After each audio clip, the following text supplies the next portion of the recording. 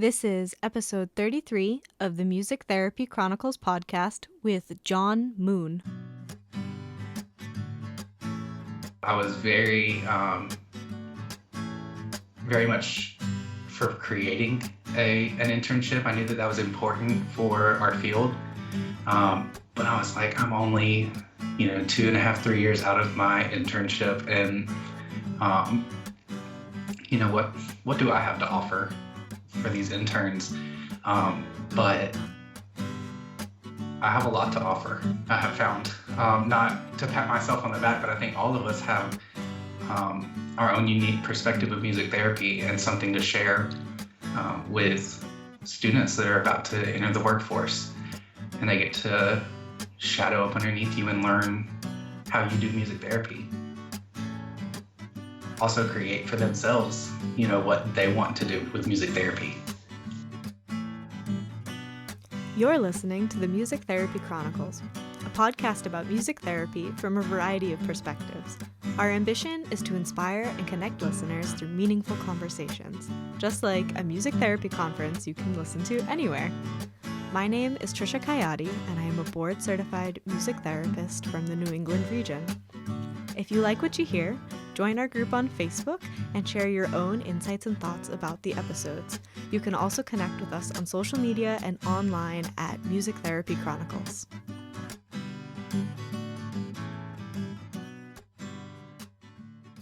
Welcome back to the Music Therapy Chronicles podcast. On today's episode, I have John Moon, who is one of the co-hosts of Clinical Populations. I'm sure if you're a regular listener to the podcast, you have heard the name of Clinical Populations before because John is the third co-host who has been gracious enough to come on this podcast and talk with me. So when you're done listening to this episode, go check them out over there. I will link their website, Instagram, all that good stuff in the show notes. If you're enjoying the podcast, please consider leaving us a review on Apple Podcasts or iTunes. Those reviews really help the podcast be more visible. And as John said in this episode, he had been looking for this kind of content for a while and wasn't really finding it. So those reviews help this podcast and other podcasts like this one be more visible for people looking for this content. Please also consider joining our group on Facebook at Music Therapy Chronicles and then just click the join group button. And we're also on Instagram. All right, let's get into this episode with John.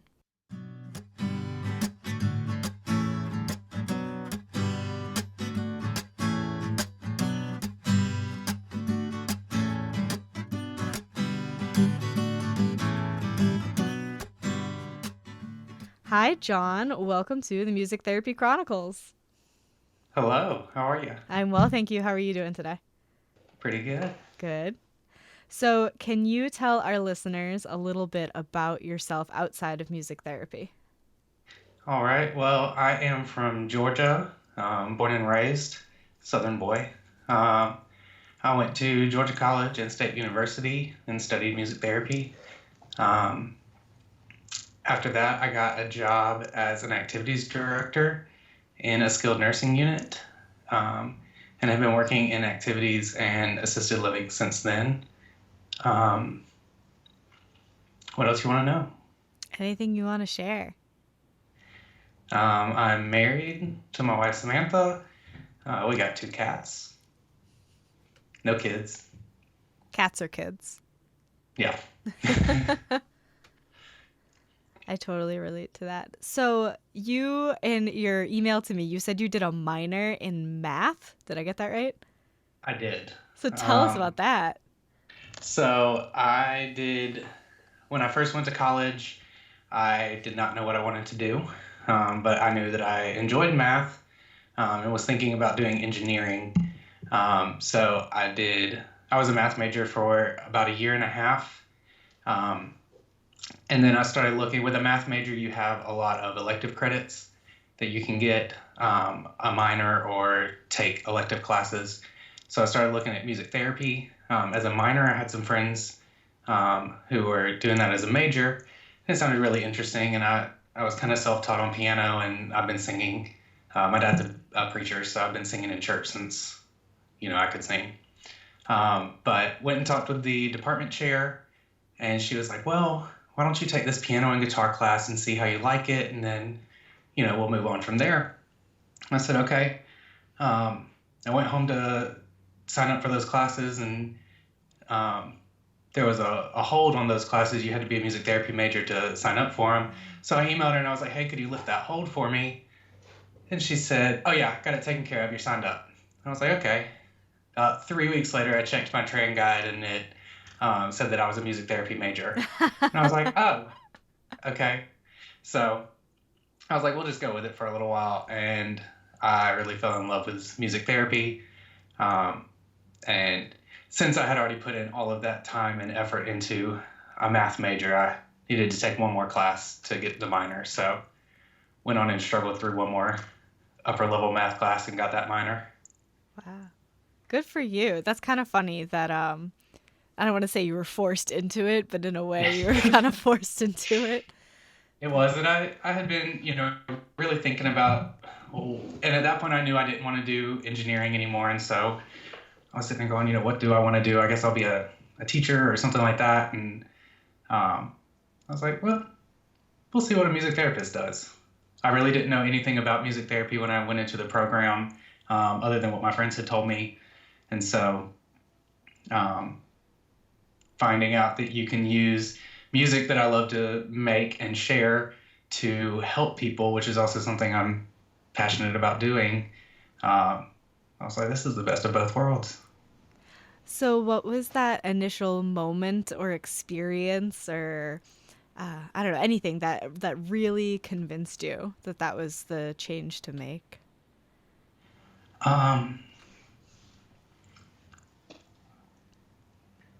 I don't know. I just being in the classes, the first semester was really hard because I came in the spring and everybody else had started in the fall. So they all kind of had their feet under them. And so they're like, okay, well, we're going to plan some activities and session plans. And I was like, I don't know what we're doing here. So I'm going to need a little bit more guidance on that. But it honestly forced me to really dive in and figure out how music can be used to do the different goals that we were assigned to come up with an activity for. And it really made me think outside the box. And I don't know, I just saw how versatile music was and how it can be used with so many different populations and in different scenarios. And I think that was it. Yeah. Awesome. Well, we're glad to have you here in the music therapy space. Thank you. I'm glad to be here. So you initially were interested in at-risk youth populations? Yes. So I had worked with a summer camp while I was in college, and they worked, it was a Christian camp that worked with ministries that in inner city communities with at-risk youth. And I started working there just in the summers, and I loved working with the kids. They just stole my heart right away, and I was really passionate about the camp ministry, and I knew that's what I wanted to do. I was sure of it going through college. I remember that in one of our junior classes we had to write a program proposal, and I did that for the camp. And I was just gung-ho ready to jump right into that as a career when I graduated. But then I did my internship with an assisted living, and it was a continuing care retirement community that had independent assisted memory care and skilled nursing. And I really only chose it because of its proximity to the school, that I could stay in my apartment. It wouldn't cost me any more than I had been spending in school to live. But then I fell in love with my geriatric populations and the assisted living and memory care and skilled nursing. So those are two very different populations, both in age and in just their needs in general and how you address them as a music therapist. So what part of each of those drew you to them? I love the energy of a kid. I've got the Peter Pan syndrome. I'm never going to grow up and forever a kid. But I love the energy of working with the kids. While I was doing the summer camps, we did some rap writing workshops and that sort of thing, and just seeing their creativity come out. Um, and I wouldn't say that I had that same initial love for um, in the assisted living setting, but and especially with dementia, which is where I work with the most right now.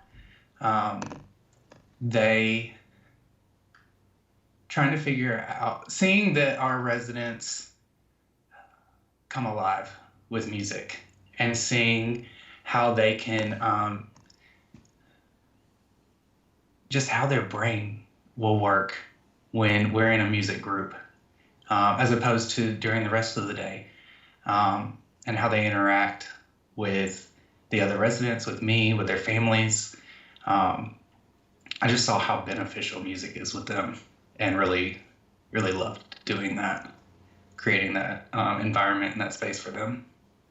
Yeah, those are two really beautiful images with each of those. Have you found any similarities between the two populations that surprised you? I do. With dementia, a lot of times they will revert back to their younger self. So I do see a lot of that childlike youth in my residence. This week we got I don't do specifically music therapy all the time. It is a huge part of my job, but I'm actually the director of our memory care. And so I oversee the care staff, all of the activities, any family issues or anything like that. But the overall activities program, we just bought a robot cat. And my stomach is sore from laughing at my residents playing with this cat. And almost all of them know that it's a robot, but their interaction with that cat has just made me belly laugh all week. Oh, I can only imagine. My favorite part of that statement was almost all of them know it's a robot cat. They do. And they were like, this is so realistic. They keep asking me if it's a boy or a girl, and I'm like, I can't check to know. That's really funny. Wow. Uh, so what's it like being in that more administrative role? Um, my job has vastly changed since I got this job. When I started, uh, I was the life enrichment coordinator for the whole building. And then as we grew, um, I went to be the activities person in memory care. And then, like I said, as we've grown, those responsibilities have shifted a lot into those more administrative roles.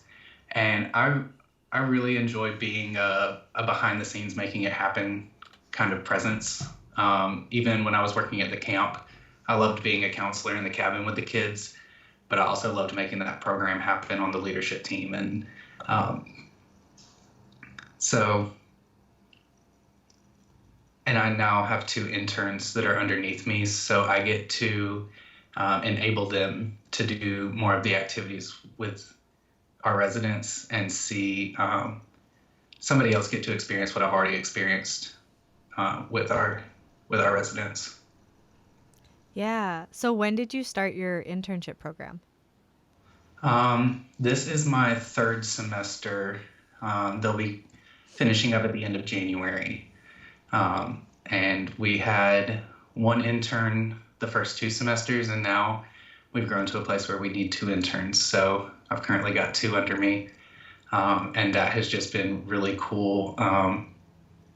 With one internship, you get a lot of new, I get a lot of new ideas from them, and I also get to kind of stay up on what's going on in the school and what they're learning and their experience in music therapy. But then when you have two that are coming out of the same program, they know each other really well. And so because we're a university affiliated, so all of my interns come from Georgia College. But the collaboration, not only musically, but in planning groups and executing groups, and just all of it has been taken to a whole nother level, having that second person there. Yeah, I bet. I did my internship as a solo intern, and that's one of the things I wished I had was other interns to bounce ideas off of and to communicate with and kind of collab. Definitely. I also did my internship by myself. I was lucky enough to have one of my friends did the internship at the same site a semester ahead of me and was hired on Oh, and was nice. working there at the time. So I kind of did have that um, other person there that I could kind of say like, what was your experience like, and kind of get a little bit of guidance. But yeah, I wish I had somebody else there doing it with me. I think it would have enhanced that experience. Yeah. But it also would be very different because you have to have a lot more self reliance when it is just you. Yes, and that's something that I've talked with my interns about is I love that y'all are doing groups together, but I also need to make sure that y'all are going to be good to do it on your own when you get out of this internship. Hmm. So, what other advice would you have for interns at large? Um, for the interns, I think just know that during this 6 month period or whatever this internship time period is, um, do the most. Like try things, see if they work. This is your last experience with somebody who's supervising and can give you feedback, and this is the time to experiment and just try new things. Um, I tell my interns I don't want to feel like I just threw you in the deep end without any floaties, but at the same time, I want you to jump in as soon as possible so that you can get the most out of this experience. You're here for a limited amount of time, so let's go for it. Yeah. I like that a lot. And what would you tell to other internship providers? Um, I was really intimidated at first starting an internship. I was very passionate about it because at least in Georgia, we don't have many internship sites available. And so I was very much for creating an internship. I knew that that was important for our field. But I was like, I'm only, 2.5, 3 years out of my internship. And, um, what do I have to offer for these interns? But I have a lot to offer. I have found, not to pat myself on the back, but I think all of us have our own unique perspective of music therapy and something to share with students that are about to enter the workforce. And they get to shadow up underneath you and learn how you do music therapy. Yeah. Also create for themselves, what they want to do with music therapy. Yeah. And it's great that you're in that more administrative role to kind of have interns under your wing and maybe have more dexterity in what you can have them do or the program you're able to start. Yeah. Right. And I love what you said that I have something to offer. I think that's so important for interns to hear, for students to hear, for anyone who's made a career shift to hear. You always have something to offer. Absolutely. Yeah. It took me a while to learn that, but we do have something to offer. Yeah. Beautifully said. So you also in your email said that you sometimes feel limited by music and you're in this Yeah. different role. So how have you expanded your practice? So when I was finishing up my undergraduate program in classes, um, and really even like I said, I didn't know anything about music therapy when I went into the program. So there have been times even in some of my early classes where I felt limited by that I had to use music. I'd be working with a client and we needed to work on their attention span and fine motor movement. And coloring was something that they love to do. Um, and that was an easy way to attain that goal. It seemed very straightforward to me. And I felt like, well, now how can I put music into that? I have like how I want to get there, my methods, but how can I make that musical? And so going into a career in activities, I was not limited by the music. We do all kinds of things, and I found that like bingo is a great assessment tool. Um, Going for the iconic assisted living activity. Um, but I can watch one of my residents with dementia, they'll use their finger to kind of follow the board. And so I can see, are you processing that when they say I-29 that you need to go to the I column, or are you searching the whole board? And making, just seeing how they think as they go through that. The same thing with arts and crafts projects or exercise classes. I see a lot of different ways to assess and work with my residents where I'm not limited by music. Now I'm doing like 4 music groups a day. Like we're very heavy on the music, but and some of those I've taken music. So now we do a movement to music class several times a week where I have collaborated with a physical therapist to come up with the exercises that are kind of post-rehab exercises to keep them, moving. And so we've choreographed that to music and do that as a music group. So have you looked at, or have you done any trainings or CMTEs or like looked into rec therapy? Or is this kind of the thing that's more collaborative where you work with your coworkers? How have you kind of, I guess, have you found any other resources, I guess, that you could recommend to anyone? So I have worked with rec therapists, physical therapists, occupational therapists, speech therapists, and I really love collaborating with them. And sometimes that's me taking the lead and having them support me, but also the other way around. I may support physical therapy by, adding music into that. Because I also have, working in a memory care, I also have my residents that have Parkinson's. And so having that steady beat to walk to is really helpful during physical therapy. And I've found, okay, I remember where I was going. I've always approached all of my activities with that same training that I had for music therapy. It may not be a music activity, but I'm always looking at it from that therapeutic approach of what is our goal, what's our objective, how are we going to get there, tracking progress and having those routine activities throughout the week. I'm able to continually assess my residents and see. It's also difficult working with dementia because our residents don't typically make progress on goals. A lot of it is quality of life and in the moment interventions. But just seeing, I'm also able to track any decline and be able to keep, a closer eye on my residents. And I've worked some places where activities weren't valued as part of the interdisciplinary team, but I've also worked places where the doctors looked at me and said, okay, I'm taking all of our residents off of any antipsychotic medications. And I was like, okay, and then what are you going to do? Because that does not sound like a good idea. And he was like, what are you going to do as the activities professional and the music therapist?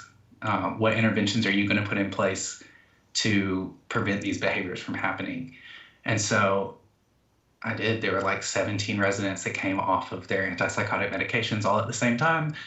And I just had to know all of my residents really well to know that they're going to get agitated about 4 o'clock. So if I do a music group at 3:30 and they're distracted by that music and really engaged in that activity, they don't have that behavior at 4 o'clock. It's when they're not engaged and they have, their mind wandering and thinking about, whatever it may be. So that's been neat to see the power of activities and of music therapy in that as a medical intervention. Yeah. Yeah, that's a lot to take on. So congratulations on that success story. Um, it's also really awesome that because you are either facilitating or co-facilitating these other interventions, these other modalities, you have the opportunity to see the residents in other ways. So instead of you see these 12 people for music therapy once a week or whenever, and the OT is always saying to you, I never see them this engaged or this whatever, and you have that ability to see the difference and see the Yeah, change and know how to adjust to their needs when they're not necessarily in the music with you. right. Um, and that is a big difference in my practice is that it's a residential setting, so I do get to see the same people every day, and I'm doing life with them is what I like to say, especially about our memory care. Um, and that's been something that is really great. I get to form really strong relationships with these residents, but it also can be really hard when it comes to like death. Yeah. That we're in a termination for us is typically at the end of life, not at the end of meeting a goal or at the end of the school year. And so that's been something that my interns and I have been processing a lot this semester is how to cope with that, with death and watching people decline. It can be really, really difficult sometimes. What works for you to be able to process those heavy experiences? Um, for me, a lot of times journaling, writing down stories of that person, especially the focusing on the happy memories of them. Um, and I just have a mentality of kind of look at the good and focus on that, which is helpful. Knowing that I made a difference at the end of their life and gave them an experience that they wouldn't have had otherwise necessarily, and formed that relationship that was meaningful to them. Um, that's helpful. Writing that down, getting it out, something that I can go back and read if I want to, kind of keeps that memory alive as well over the years. Yeah. Yeah. As a profession, I have two thoughts on that. I think as a profession, we're pretty good about not stifling things and emotions, but there's obviously different generations that process those things different ways. So as a Mm-hmm. music therapist in this generation, it's kind of like I feel like as a collective, we're really like, we need to process these things. We can't just put it in a box and deal with it when I retire in 40 years. Right. Yeah. Yeah. My That's, coworker has recommended that, especially on like a bad day or if something's really weighing on you heavily, um, going home, getting a shower, and watching all of that go down the drain. mm, Just imagining all of that go down the drain and I found that helpful as well. yeah.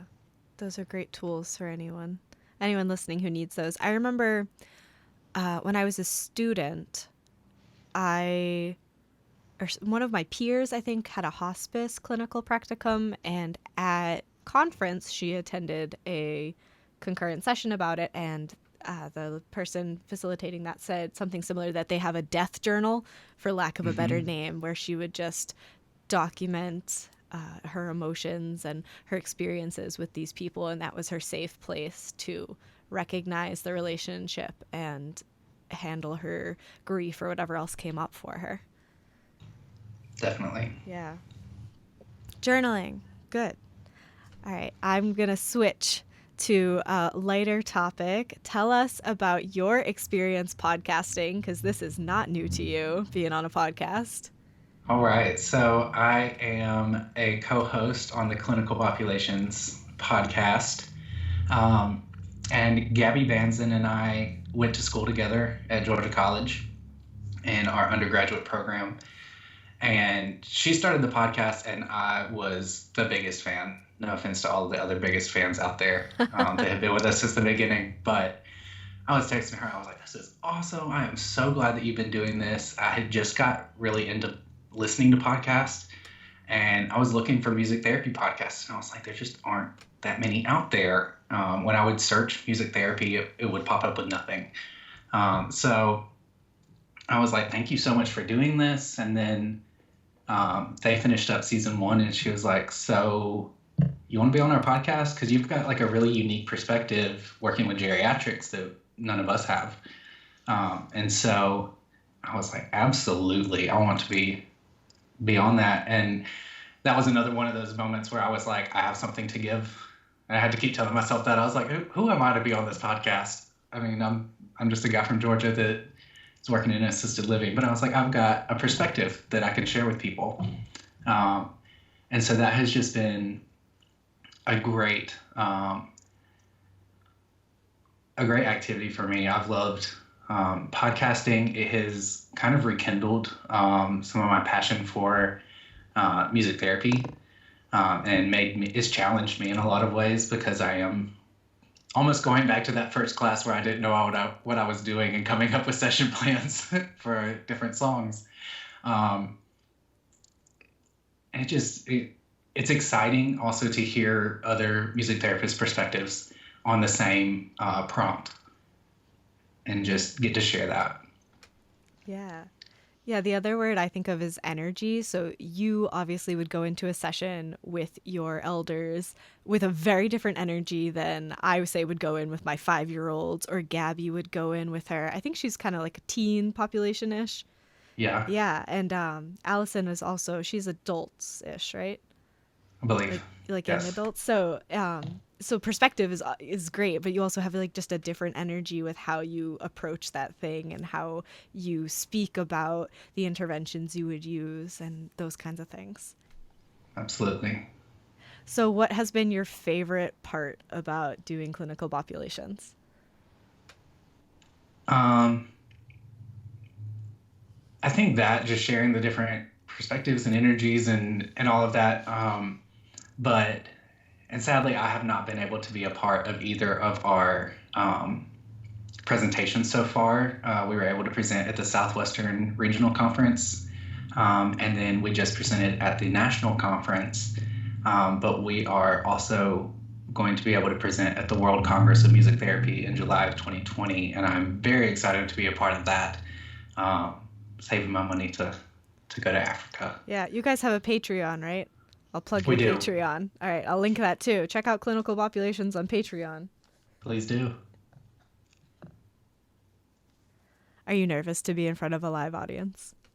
Yeah, definitely, especially at like the world level. That is just crazy to me.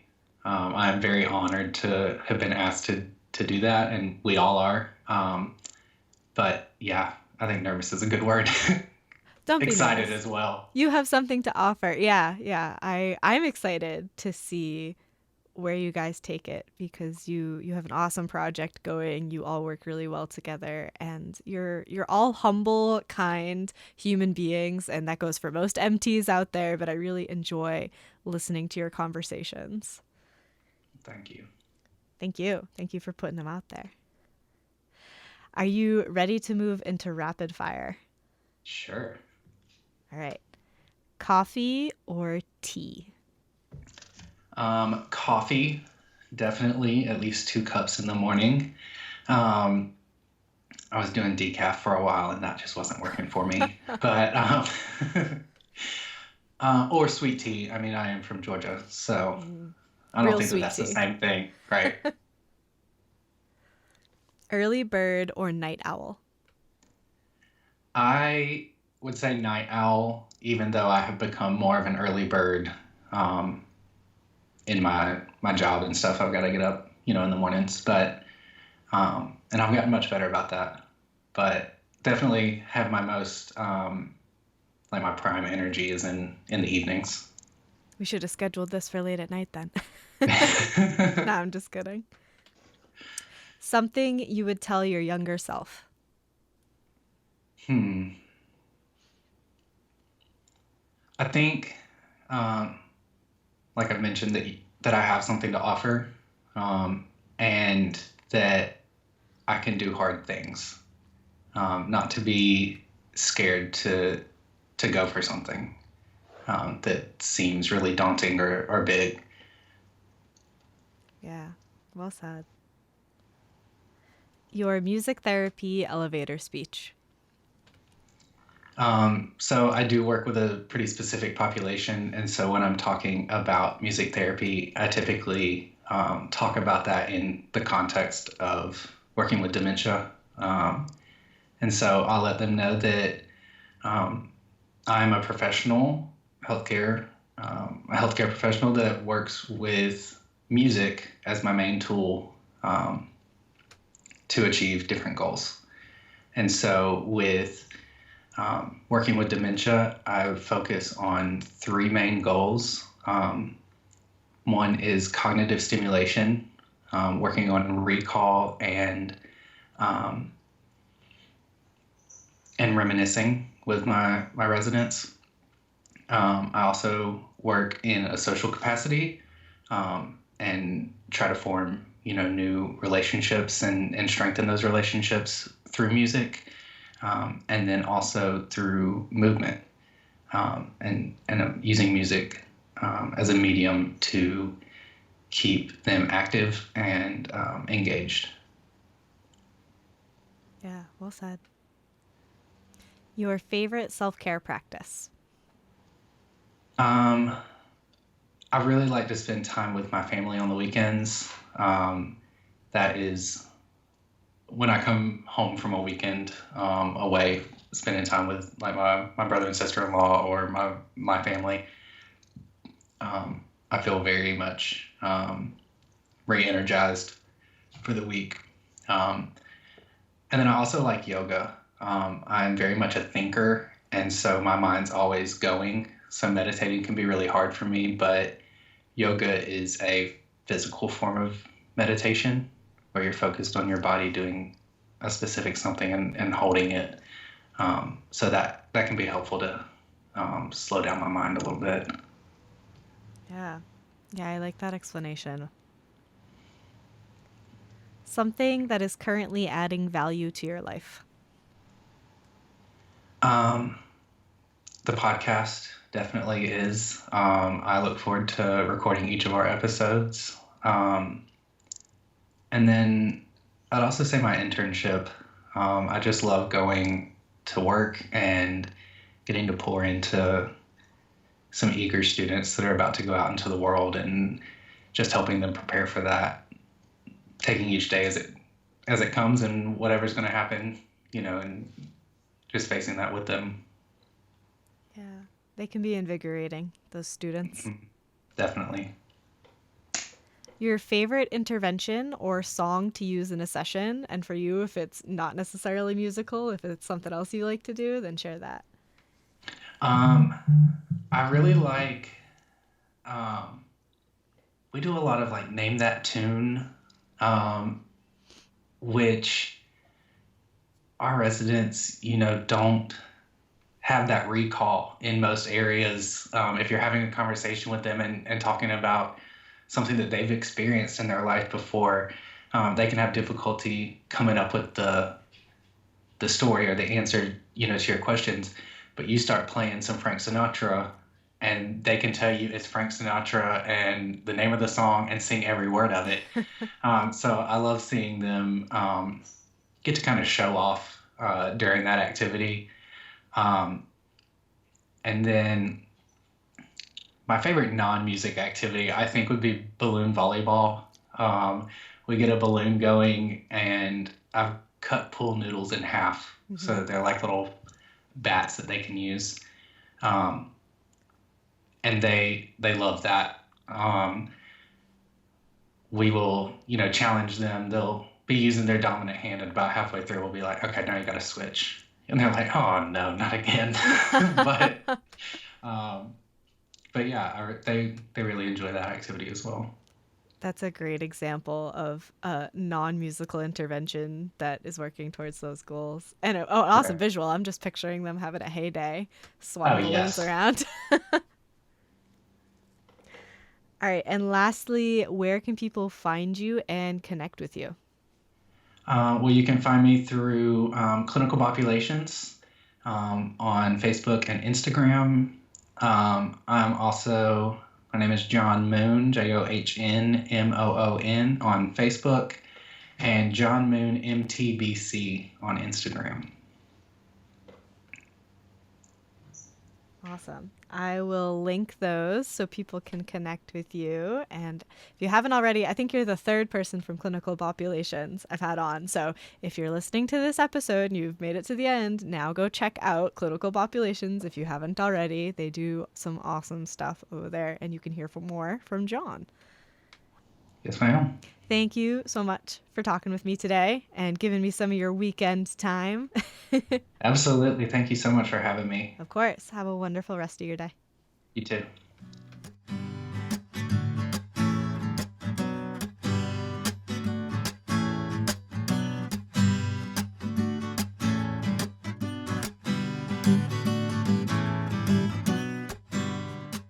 Thank you so much for tuning into this week's episode. I really enjoyed that conversation with John, and it's really exciting to hear just the phrase, I have something to offer. I think that is so important for all of us to remember. I had some of that imposter syndrome when I was starting this podcast. Why would someone want to listen to me talk? And what do I have to offer with interviewing people and all that kind of stuff? So it's great to be reminded that we all have something to offer the community, to offer students, to offer our clients, to offer anything that we are inspired to do. We have something to offer toward that project. If you are looking for a way to support the podcast, please consider becoming a patron over on patreon.com. I will have the link in the show notes if you're interested in that. And our patrons have the exclusive opportunity to ask guest questions. So when I schedule an interview with a guest, I put that up on the Patreon page and the guests can ask their questions there. Thank you so much for tuning in to this week's episode, and I will see you in the next one.